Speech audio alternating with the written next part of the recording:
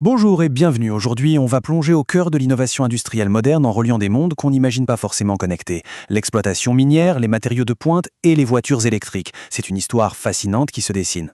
Alors c'est une bonne question, n'est-ce pas? Qu'est-ce que l'extraction de minerais à des kilomètres sous terre peut bien avoir en commun avec la voiture électrique dernier cri?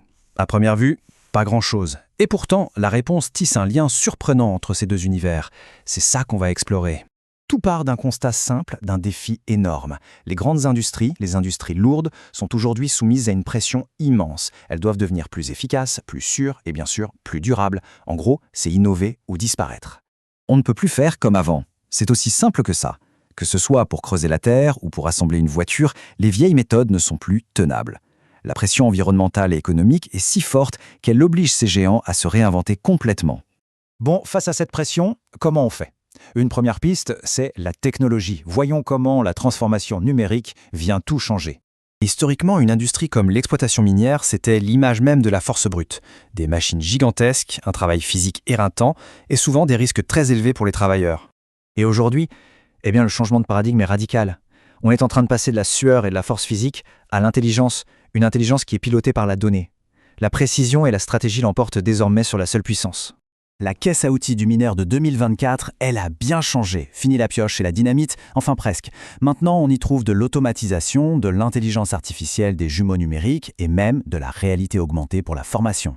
Toutes ces innovations rendent les opérations plus intelligentes, plus précises et surtout plus sûres.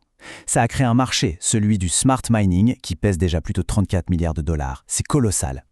Mais attention, optimiser les processus avec des technologies de pointe, ce n'est que la moitié du chemin. L'autre moitié, c'est de construire avec de meilleurs matériaux. Et là, il faut qu'on parle du PIC. C'est un nom un peu barbare, polyéther éther cétone, mais retenez juste que c'est un véritable superpolymère. C'est l'exemple parfait de cette révolution des matériaux. Imaginez un plastique capable de remplacer le métal dans des conditions absolument extrêmes de chaleur et de pression, tout en étant beaucoup plus léger. Ce tableau, il est très parlant. On voit tout de suite pourquoi le PIC sort du lot. C'est sa combinaison de propriétés qui est juste exceptionnelle. Sa température de service, par exemple, 260 degrés Celsius en continu, et une résistance chimique excellente. C'est cette polyvalence qui en fait un matériau de choix pour les applications les plus pointues, de l'aérospatial au médical. D'accord, mais concrètement ça donne quoi? Voyons comment ces deux mondes, la data et les matériaux, se rejoignent dans un cas d'école, le boîtier de batterie d'un véhicule électrique.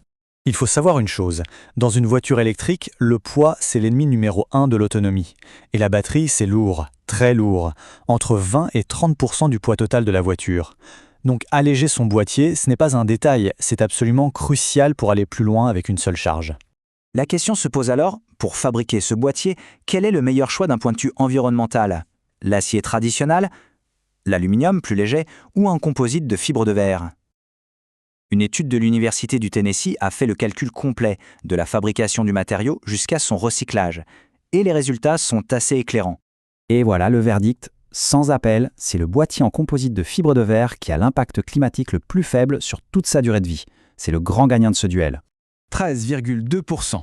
Retenez bien ce chiffre. C'est la réduction de l'impact sur le réchauffement global juste en choisissant ce composite avancé à la place de l'acier. C'est loin d'être anecdotique, c'est un gain vraiment considérable. Ok. Ça, c'est pour l'impact total. Mais ce qui est intéressant aussi, c'est de regarder ce qui se passe pendant que la voiture roule, pendant ce qu'on appelle la phase d'utilisation. Et c'est là que ça devient vraiment parlant. Oui, la production du composite a un coût carbone initial. Mais comme il est plus léger, la voiture consomme moins d'énergie. Et le bénéfice est si rapide qu'au bout de seulement 13 000 km, le composite devient l'option la plus verte. Le pari est donc très vite gagnant. Alors maintenant, si on rassemble tous les morceaux du puzzle, qu'est-ce qu'on obtient? Quelle est la grande image? On voit bien ici les deux faces de la même médaille. D'un côté, l'intelligence numérique qui optimise le comment on fait, de l'autre, la science des matériaux qui améliore le avec quoi on fait. Les composites légers réduisent la consommation d'énergie, pendant que l'IA optimise les opérations. C'est la synergie parfaite entre les deux qui crée le véritable progrès. La conclusion, elle est là. L'avenir de l'industrie, le progrès, ce n'est pas juste une question de code ou juste une question de chimie. C'est la rencontre puissante entre les deux. Des processus plus intelligents et de meilleurs matériaux.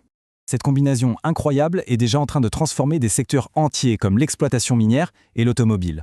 Alors la vraie question qu'on peut se poser, c'est quelle sera la prochaine industrie à être complètement réinventée par ce duo de choc?